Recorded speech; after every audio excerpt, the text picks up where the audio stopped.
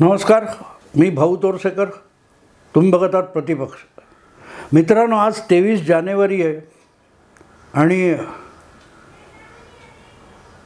22 बाळासाहेब ठाकरे शिवसेना प्रमुख, शिवसेनेचे संस्थापक यांचा आज वाढदिवस आहे. आणि त्यांचा वाढदिवस हा जवळजवळ 50 वर्षापासून शिवसेनेमध्ये एक सोहळा म्हणून साजरा होत आला आहे. म्हणजे मी मार्मिकचा ज्या काळात कार्यकारी संपादक होतो तेव्हापासून आठवतं की शिवसेनेचा स्थापना दिवस 19 जून आणि बाळासाहेबांचा वाढदिवस बाळासाहेबांचा वाढदिवस 23 जानेवारी आणि दसरा, विजयादशमी हे 3 शिवसेनेमध्ये मोठे सोहळे म्हणून साजरे व्हायचे. म्हणजे बाळासाहेबांचा वाढदिवस किंवा काय म्हणतात तो शिवसेनेचा स्थापना दिवस हा षण्मुखानंदसारख्या मोठ्या भव्य सभागृहात व्हायचा आणि विजयादशमी मेळावा हा शिवाजी पार्कवर व्हायचा. ही प्रथा परंपरा राहिली शिवसेनेची. आणि आज बाळासाहेबांचा वाढदिवस आहे. आणि अगदी ज्या काळात हे दिवस साजरे पण होत नव्हते, फक्त काय म्हणतात तो विजयादशमी हाच सोहळा व्हायचा. आणि सगळे शिवसेनेचे सोहळे म्हणजे शिवाजी पार्क किंवा आझाद मैदान अशा मोठ्या मैदानातले मेळावे असायचे. आज मला तो काळ आठवतो. 1968 साली शिवसेना पहिल्यांदा निवडणुकीच्या रिंगणात उतरली. ठाण्याची कल्याणची नगरपालिका, तेव्हा महापालिका कल्याण किंवा ठाणे नव्हती, नगरपालिका होत्या, त्याही निवडणुकीत शिवसेना उतरली होती. आणि तेव्हा बाळासाहेबांनी सांगितलं होतं की 20% राजकारण आणि 80% समाजकारण. पुढे काही महिन्यांनीच म्हणजे 1968 शिवसेना मुंबई महापालिकेच्या निवडणुकीत उतरली प्रजा समाजवादी पक्षाबरोबर आघाडी करून. तेव्हा काँग्रेस हा मोठा पक्ष होताच. सगळ्या मुंबईत ज्याचं वर्चस्व होतं तो काँग्रेस हाच पक्ष होता. पण काँग्रेसशी टक्कर देणारी अशी जी संस्था, संघटना किंवा आघाडी आणि पक्ष म्हणजे डाव्यांच्या वर्चस्वाखाली असलेली संपूर्ण महाराष्ट्र समिती हीच काँग्रेसला टक्कर देणारी संघटना होती. किंवा ज्यांच्याकडे संयुक्त महाराष्ट्र आंदोलनाचा वारसा होता, ती संयुक्त महाराष्ट्र समिती महाराष्ट्र राज्य स्थापन झाल्यानंतर बारगळली. तिचं पुनरुज्जीवन संपूर्ण महाराष्ट्र समिती म्हणून करण्यात आलं होतं. पण त्यातून समाजवादी पक्ष, समाजवादी पक्ष, जनसंघ असे गट वेगळे झाले होते, हिंदू सभा वगैरे. पण उरलेल्या लोकांनी जे स्वतःला पुरोगामी म्हणवत होते अशा लोकांनी जो वेगळा एक थाट मांडला होता त्याला संपूर्ण महाराष्ट्र समिती म्हणायचे. आणि शिवसेनेच्या स्थापनेनंतर या संपूर्ण महाराष्ट्र समितीचे 2 खासदार लोकसभेत निवडून गेले होते. ते होते मध्य मुंबई दक्षिणचे comrade S A Dange, Shripad Amrit Dange आणि दक्षिण मुंबईचे जॉर्ज फर्नांडिस. सध्या जो काय दक्षिण मुंबई मतदारसंघात शिवसेनेचा उमेदवार कोण, अरविंद सावंत यांना मिलिंद देवरा हरवणार का, की त्यांना शिवसेनेतर्फे उमेदवारी मिळणार का, वगैरे वगैरे वाद चालू आहेत. अशा वेळेला मला आठवतं की नुसतेच डांगे निवडून आले होते असं नाही, तर संपूर्ण महाराष्ट्र समितीचे राम महाडिक वगैरे असे समाजवादी पक्षाचे लोक निवडून आले होते. आणि राम महाडिक, पण कृष्णा देसाई, गुलाबराव गणाचार्य आणि सागो पाटकर हे गिरण परिसरातले, गिरण गावातून 3 आमदार कम्युनिस्ट पक्षाचे संपूर्ण महाराष्ट्र समितीतर्फे निवडून आले होते. आणि त्यामुळे गिरणगाव हा शिवसेनेचा बालेकिल्ला होण्याच्या आधी त्या परिसराला कम्युनिस्ट पक्षाचा किंवा संपूर्ण महाराष्ट्र समिती, संयुक्त महाराष्ट्र समिती यांचा बालेकिल्ला म्हटला जायचा. आणि शिवसेनेचा उदय झाल्यापासून कम्युनिस्टांची आणि संपूर्ण महाराष्ट्र समितीशी टक्कर घेताना ज्या काय हाणामाऱ्या आणि खूप अगदी हिंसक संघर्ष झालेला आहे, त्याची पहिली सुरुवात ही मुंबई महापालिका निवडणूक 1968 साली झाली. आणि अक्षरशः माध्यमातून शिवसेनेची त्यावेळेला टिंगल उडवली जात होती. पण मधु दंडवते यांच्या नेतृत्वाखालच्या समाजवादी पक्षाने, प्रजा समाजवादी पक्षाने शिवसेनेबरोबर युती केली होती. खरं तर ती युती त्याच्या आधीच ठाणे महापालिकेत सुरू झाली होती. ठाणे ठाणा नगरपालिकेमध्ये शिवसेना आणि प्रजा समाजवादी पक्षाच्या युतीने सत्ता मिळवली होती आणि वसंतराव मराठे हे ठाण्याचे किंवा शिवसेनेचे पहिले नगराध्यक्ष म्हणून निवडून आले होते. पण लवकरच ती आघाडी मोडली. पण ती मोडण्याआधी मुंबईतसुद्धा तशीच शिवसेना आणि प्रजा समाजवादी पक्षाची युती झाली होती, ज्यामध्ये सदानंद वर्दे, प्रमिला दंडवते यासारखे समाजवादी नेतेसुद्धा नगरसेवक म्हणून निवडून आले होते आणि शिवसेनेच्या पाठिंब्यावर आले होते. हा सगळा इतिहास मी एवढ्यासाठी सांगतो की ती निवडणूक इतकी अटीतटीची झाली होती की सामान्य शिवसैनिक आपली निवडणूक म्हणून मुंबईला पहिल्यांदा मैदानात उतरला. ती 1968ची महापालिका निवडणूक. आणि त्यावेळेला बोलताना बाळासाहेबांनी जे एक वाक्य उच्चारलं होतं ते मला आज आठवतं. कारण ज्या पद्धतीत उद्धव ठाकरे, आदित्य ठाकरे, संजय राऊत बोलतात ती बाळासाहेबांची भाषा नाही आहे, ती शिवसेनेची भाषा नाही आहे. ती भाषा त्या काळात संपूर्ण महाराष्ट्र समिती किंवा कम्युनिस्ट आणि संयुक्त समाजवादी पक्ष वगैरे जे होते त्यांची घोषणा होती की हा सगळा गिरणगाव कामगार भाग, कामगारांचं जिथे अधिक लोकसंख्या आहे, कष्टकऱ्यांचा प्रदेश, हे आमचे डाव्यांचे बालेकिल्ले आहेत असं म्हटलं जायचं. आणि तो बालेकिल्ला असा जो दावा केला जायचा तो खोडून काढताना बाळासाहेबांनी त्या बालेकिल्ले शब्दाची जी फोड केली होती ती मला आज उद्धव ठाकरे, आदित्य ठाकरे, संजय राऊत यांची जी बडबड चालते त्यावरून आठवले की यांना बाळासाहेब किती माहिती नाही आहेत त्याचा तो नमुना आहे. किंवा इथे शिवसेना काय करणार, आमचे तर 3 आमदार कम्युनिस्ट पार्टीचे निवडून आलेत आणि त्या भागात किंवा दादरसारख्या मध्य मुंबईमध्ये शिवसेना काय करणार, तिथे समाजवादी आणि कम्युनिस्टांचं वर्चस्व आहे असं म्हटलं जायचं. अशा वेळेला हे जे बालेकिल्ले बोललं जात होतं त्याची खिल्ली उडवताना बाळासाहेब म्हणाले होते, कुठले बालेकिल्ले घेऊन बसलात, तुमचे किल्ले गेले, बाले उरले. बाले म्हणजे जे त्या काळात बाणकोटी प्रदेशातून, कोकणाच्या बाणकोटी प्रदेशातून मुंबईला येऊन घरगडी म्हणून काम करायचे. त्यांना ते होळीच्या वेळेला आणि इतर वेळेला नृत्य करायचे, गणपतीमध्ये सामूहिक नृत्य, त्याला बाल्या नृत्य म्हटलं जायचं. आणि ते नाचणारे ते बाले, त्यामुळे बाले राहिले आणि किल्ले गेले अशी खिल्ली बाळासाहेबांनी उडवली होती. कशाची? बाले किल्ले या शब्दाची.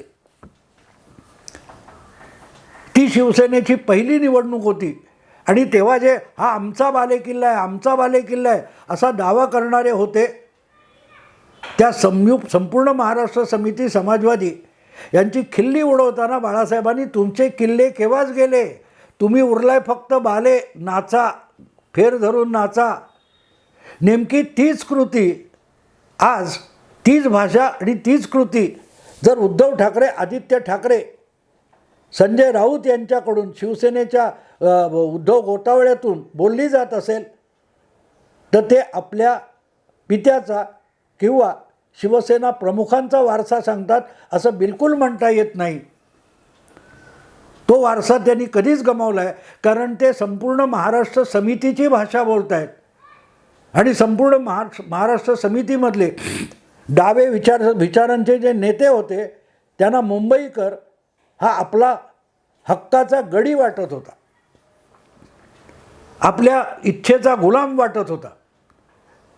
तेव्हा मुंबईकराने, कष्टकऱ्याने, गिरणगावाने संपूर्ण महाराष्ट्र समितीला झुगारलं आणि शिवसेनेला डोक्यावर घेतलं. त्यामुळे बाळासाहेबांचे शब्द किती खरे ठरले बघा, की ह्या डाव्यांचा जो किल्ला मानला जात होता, बाले किल्ला मानला जात होता, तो किल्ला शिवसेना सर करून गेली. त्या सगळ्या पट्ट्यामध्ये एक मला वाटते शिवडी आणि दुसरा वरळी कोळीवाडा या 2 ठिकाणचे कम्युनिस्ट उमेदवार नगरसेवक निवडून आले. बाकी मधल्या सगळ्या भायखळ्यापासून सायनपर्यंत, माहीमपर्यंत, लोअरपर्यंत सगळा गिरणगाव आणि कष्टकरी मध्य मुंबई ही शिवसेना पादाक्रांत करून गेली गिरगावपर्यंत. आणि बालेकिल्ले बालेकिल्ले म्हणून नाचणारे त्यांचे किल्ले गेले आणि ते खरंच बाले म्हणून उरले. दुर्दैवाने बाळासाहेबांचे आजचे वारस त्या संपूर्ण महाराष्ट्र समितीची भाषा बोलतात आणि त्यांच्यासारखे वागतात. कारण त्या सगळ्या समितीवाल्यांना मराठी माणूस हा आपला गुलाम आहे. आपण दोरी ओढू त्या दिशेने बैलासारखा चालत येईल असं वाटत होतं आणि मराठी माणसाने त्यांना झुगारलं. जेव्हा तुम्ही मराठी माणसाला आपली मालमत्ता म्हणून वागवायला लागता तेव्हा तो मराठी माणूस तुम्हाला झुगारतो. याची शिवसेनेच्या स्थापनेनंतर 2 वर्षात मिळालेली ती साक्ष आहे.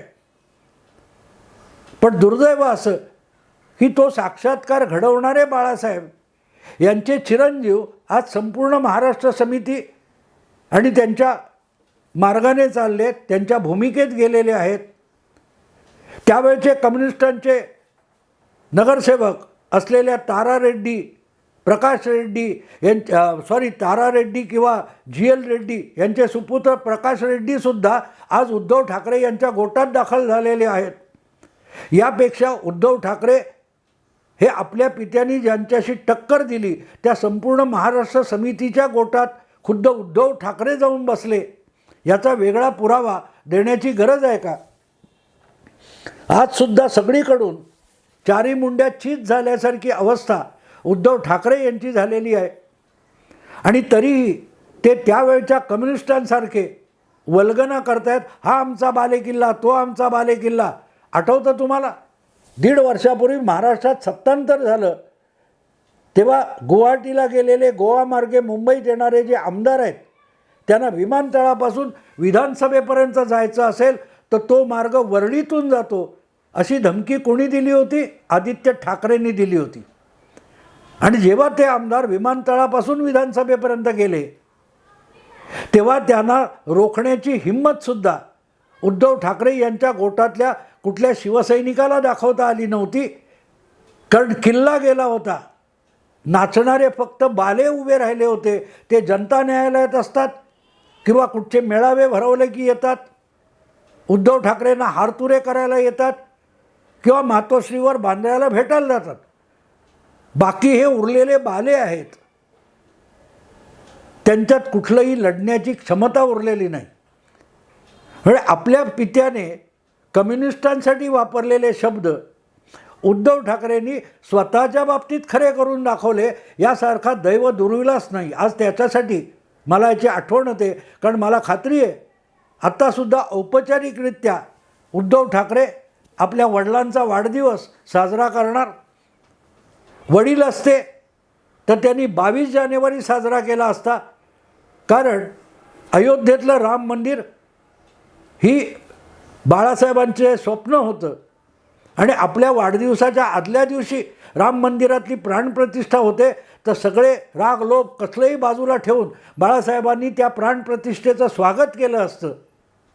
आणि त्यांचे चिरंजीव पित्याने दिलेला बालेकिल्ला, किल्ला, गड तो सुद्धा राखू शकलेले नाहीत.